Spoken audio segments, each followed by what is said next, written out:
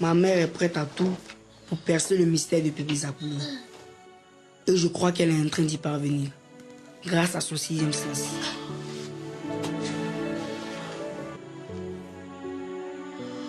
Plus de peur que de mal, les amis, la fausse couche qu'on a vue à la fin du premier épisode n'était qu'un rêve, un cauchemar, ou plutôt un avertissement. En tout cas, à partir de maintenant, Sarah, la maman de Maël, a décidé de se méfier encore plus de Pépé Zakoulé. Dans ce deuxième épisode, dès que Sarah apprend que Lorraine a perdu ses papiers de voyage, la première personne qu'elle suspecte, c'est Pépé Zakoulé, les gars.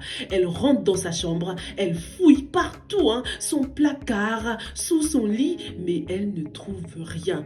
Très mystérieux, parce que déjà, personne ne sait où Pépé Zakoulé se trouve. Pourquoi est-ce qu'il n'est pas à la maison déjà? Pourquoi est-ce qu'il n'est pas dans sa chambre? Il ne connaît personne en ville, donc où est-il passé?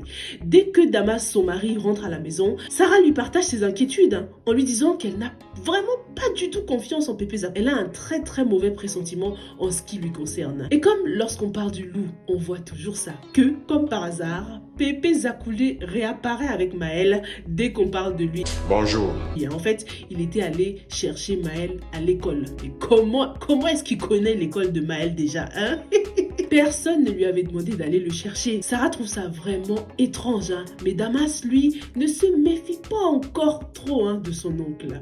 Finalement, Lorraine arrive à retrouver ses papiers. Apparemment, ils étaient derrière sa porte, mais c'est très étrange parce que Sarah et elle ont vraiment cherché partout. Et en plus, vous savez bien que lorsqu'on voyage, on range précieusement nos papiers, on ne les laisse pas traîner. Donc ce n'est pas possible qu'ils se retrouvent comme ça, comme par hasard, derrière la porte, quoi. C'est sûr que Pépé Zakoulé avait quelque chose à voir avec cette disparition momentanée.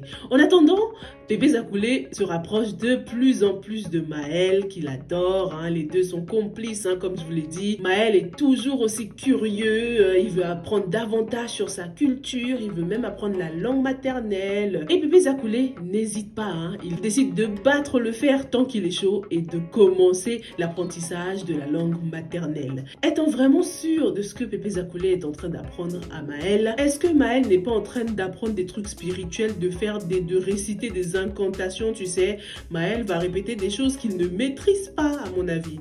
Sarah, sa mère, est déterminée à savoir tout ce qui se passe dans son foyer, à protéger sa famille. À chaque fois que l'occasion se présente, elle va fouiller dans la chambre de Pépé Zakoulé. Elle est trop courageuse parce que moi, j'aurais tellement peur. Mais Sarah est en quête de preuves. Elle veut absolument prouver à sa famille qu'il est bel et bien louche, ce bébé. Et cette fois, c'est le jackpot. Elle trouve un sac plastique noir sous le lit. Et dedans, il y a des objets intrigants, des coris, une espèce de crâne d'oiseau ou de caillou, on n'est pas trop sûr, une plume, des instruments de sorcier. Franchement, Sarah, je trouve qu'elle a un esprit puissant quand même. Et c'est probablement pour cela que Pépé Zakoulé cherche à tout prix à se débarrasser d'elle. Il a osé franchir une limite en disant à Damas que sa femme n'était pas quelqu'un de bien, que c'était une femme mauvaise, profiteuse, qui tenait tête à son mari et qui montrait trop son corps, qu'une femme mariée ne doit pas s'habiller comme ça. Oh my god. Heureusement que Damas l'a tout de suite respectfully, il l'a tout de suite remis à sa place. C'était rassurant de savoir que Damas ne se laissait pas influencer par Pépé Zakoulé. Il ne l'a pas du tout écouté.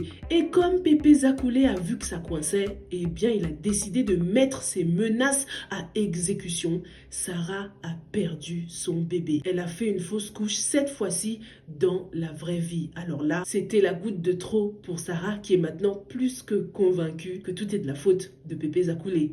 Elle décide de fouiller à nouveau dans sa chambre et cette fois, elle retrouve sous son lit une photo de Damas, son mari, tachée de sang. Symbole de la mort qui va bientôt frapper. Là, c'est inquiétant les gars, parce que dans le générique de fin, on voit bien que la famille porte du noir, comme s'ils étaient en deuil. Donc, ils vont probablement perdre Damas. Il y aura bel et bien un deuil dans cette famille. Est-ce que ce sera Pépé Zakoulé Ou est-ce que ce sera Damas? À ce stade de la série, on dirait bien que la vie de Damas est en danger. Mais il y a quand même deux choses qui peuvent nous rassurer pour le moment. Premièrement, on constate que la famille est quand même croyante.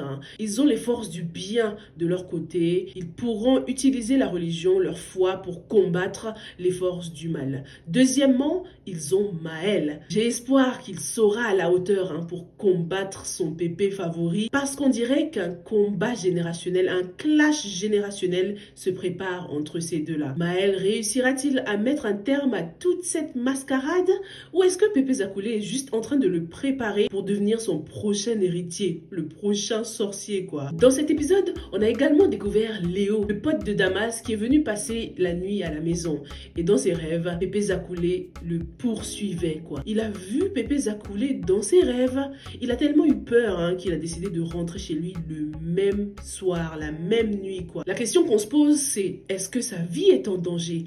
Est-ce que ça va se passer comme avec la fausse couche? D'abord le cauchemar, la menace et ensuite l'exécution du cauchemar. Vivement l'épisode 3 de Pépé Zakoulé pour en savoir plus.